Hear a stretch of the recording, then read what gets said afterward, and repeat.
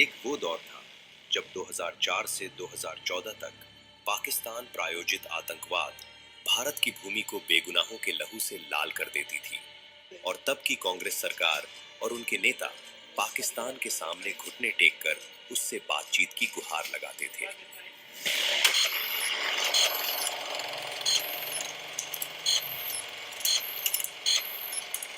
ये वो समय था जब दुश्मन खुलकर सैनिकों का सर काट लेता था और कांग्रेस कहती थी कि बातचीत के अलावा हमारे पास कोई रास्ता नहीं है। 26 नवंबर 2008 को मुंबई पर पाकिस्तान प्रायोजित लश्कर-ए-तैयबा के आतंकियों ने हमला किया। 20 सुरक्षा कर्मियों शहीद हुए और कुल 166 लोग इस हमले में मारे गए। पूरे देश ने इसे टीवी पर लाइव देखा था, लेकिन तब कांग्रेस सरकार सैन्य कार्रवाई करने की बजाय डोजियर और डिप्लोमेसी खेल रही थी। तत्कालीन प्रधानमंत्री डॉक्टर मनमोहन सिंह ने 27 नवंबर 2008 को कहा कि हम इस हमले के पीछे के लोगों को न्याय के कटघरे में लाएंगे। To find out who the culprits are and how we can working together bring them to book. जब आतंकियों को गोली से जवाब देना था, तब कांग्रेस भाषणबाजी कर रही थी। हमला बड़ा था, लेकिन जवाब कमजोर। हमले के बाद खुद तत्कालीन गृह मंत्री पी चिदंबरम ने स्वीकार किया कि अंतर्राष्ट्रीय दबाव के कारण कार्रवाई नहीं की गई। बेशर्मी की हद तो तब हो गई जब 26/11 हमले के तुरंत बाद कांग्रेस के राजकुमार राहुल गांधी दिल्ली में एक फार्म हाउस में भव्य पार्टी एंजॉय कर रहे थे। पूरा देश रो रहा था, लेकिन राहुल गांधी ठहाके लगा रहे थे।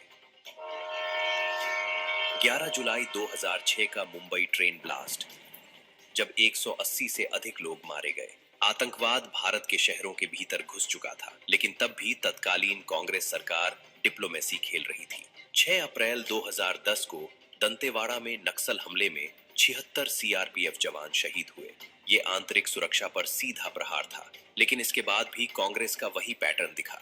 अधूरी जांच, बेतुके और लचीले बयान और कार्रवाई का अभाव। हर हमले के बाद देश कार्रवाई का इंतजार करता रहे, लेकिन सरकार सिर्फ भाषण देती रही।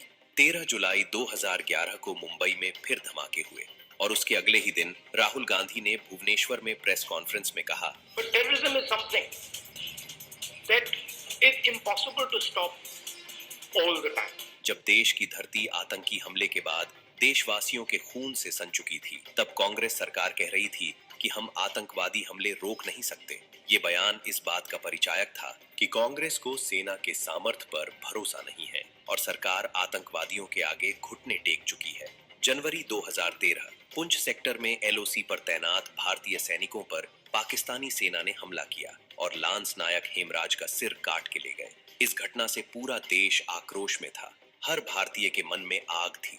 शहीद लांस नायक हेमराज की मां अपने बेटे के कटे सिर को वापस लाने के लिए सरकार से गुहार लगा रही थी। लेकिन उस वक्त कांग्रेस क्या कर रही थी? प्रधानमंत्री डॉक्टर मनमोहन सिंह ने 8 जनवरी 2013 को केवल खाना पूर्ति करते हुए एक बयान दिया, business as usual can not continue. लेकिन इसके आगे क्या हुआ? आज भी कांग्रेस के पास इसका कोई जवाब नहीं है। एक तरफ भारतीय सैनिकों का सिर काटा जा रहा था और दूसरी तरफ तत्कालीन विदेश मंत्री सलमान खुर्शीद पाकिस्तान से बातचीत की गुहार लगा रहे थे। परमाणु संपन्न भारत को कांग्रेसी नेतृत्व ने भीगी बिल्ली बना दिया था। 25 अगस्त 2010 को डीजीपी सम्मेलन में तत्कालीन गृह मंत्री पी चिदंबरम ने सैफरन टेररिज्म शब्द का इस्तेमाल किया। Saffron terrorism.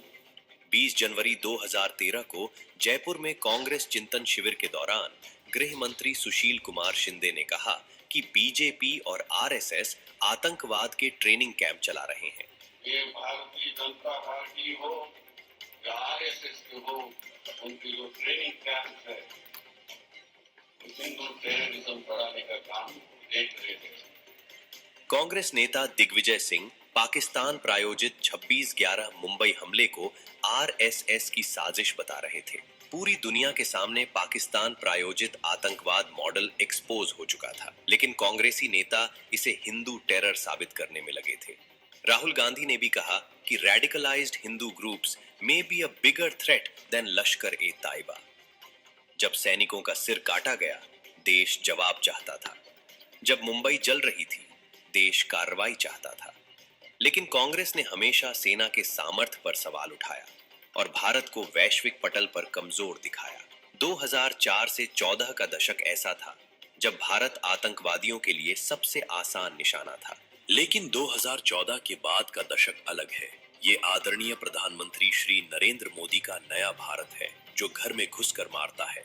Surgical strike, Balakot air strike और ऑपरेशन सिंदूर इसके प्रत्यक्ष प्रमाण हैं।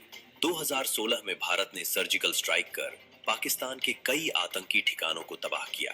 भारतीय सेना ने सर्जिकल स्ट्राइक्स कल उन लॉन्च पैड्स के ऊपर किए हैं।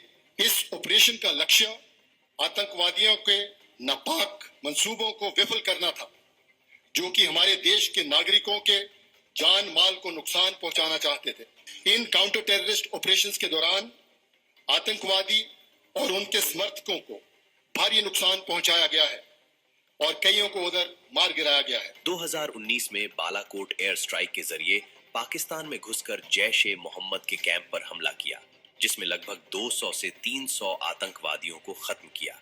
मई 2025 में भारत ने ऑपरेशन सिंदूर के दौरान बहावलपुर, मुरीदके, मुजफ्फराबाद और कोटली समेत करीब 9 आतंकी ठिकानों पर सटीक हमले कर सैकड़ों आतंकवादियों को ठिकाने लगा दिया। इस ऑपरेशन में जैश ए मोहम्मद के सरगना मसूद अजहर के 14 परिजनों सहित 100 से अधिक आतंकी ढेर किए गए। ये प्रधानमंत्री नरेंद्र मोदी जी के नेतृत्व वाला भारत है, जो आतंकवादियों और उनके आकाओं को ठिकाने लगाने का मादा रखता है। आज आतंकवादियों और उनके आकाओं की हिम्मत नहीं है कि वो भारत की तरफ आंख उठाकर देख सके।